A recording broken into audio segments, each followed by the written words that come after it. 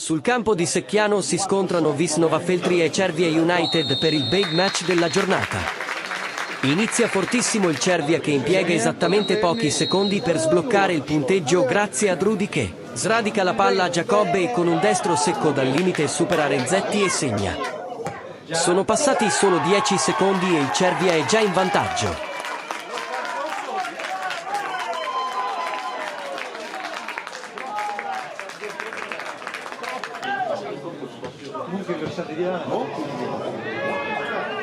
Altra grossa occasione su retropassaggio pericoloso di Carbonara e a Drudi non riesce il secondo scherzetto a Renzetti. Al minuto 29 arriva il secondo gol grazie a Rizzo abile ad inserirsi dopo un tocco di testa di Drudi.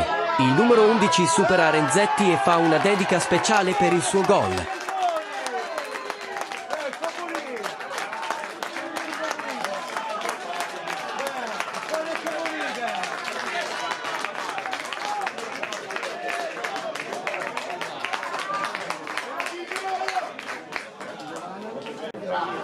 Reagisce il Nova Feltria che va vicino alla rete con un destro violentissimo di Piva respinto da Fusconi in calcio d'angolo. Altro tentativo di Piva da fuori area col pallone che finisce fuori dalla porta di Fusconi.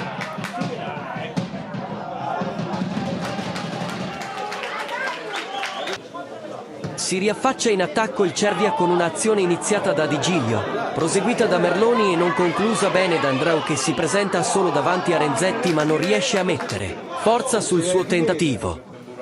Altro tentativo da fuori area di Drudi su appoggio di Zoffoli ma il destro del numero 9 va alto sulla traversa. In pieno recupero arriva l'occasione che può riaprire la partita quando l'arbitro scorge un tocco di mano in piena area di Merlone e concede penalty al Nova Feltria. Ma il tiro dagli 11 metri di Bardeggia trova prontissimo Fusconi a respingere in angolo e a salvare il 2-0 per gli ospiti al termine del primo tempo.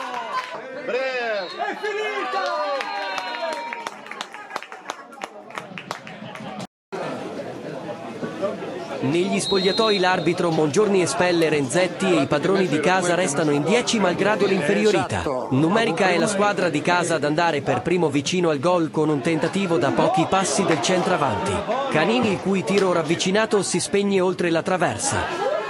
Ancora Drudi, ben servito da Rizzo alla palla per il 3-0 ma il suo destro si spegne sul fondo. Poi su calcio di punizione di Mazzotti sono i compagni di squadra ad ostacolarsi e nessuno riesce a depositare in rete per la terza volta. Gol che arriva dopo una bella iniziativa di Di Giglio sulla destra che serve un assist perfetto per Drudi che stoppa e batte il portiere Tani mettendo in cassaforte la partita.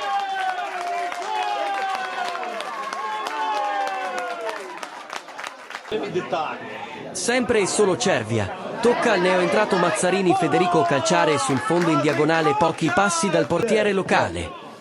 Poi da calcio d'angolo respinto del portiere c'è un primo tentativo di Giglio respinto e un secondo tentativo di Vesi ma la palla va oltre la traversa.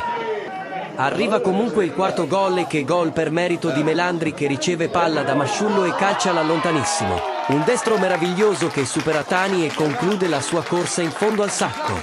Finisce così con il Cervia che rafforza la sua posizione nei playoff, magari anche con un occhio quello che succede davanti per la Vis. Le attenzioni sono tutte per la finale di Coppa Emilia in programma l'8 aprile.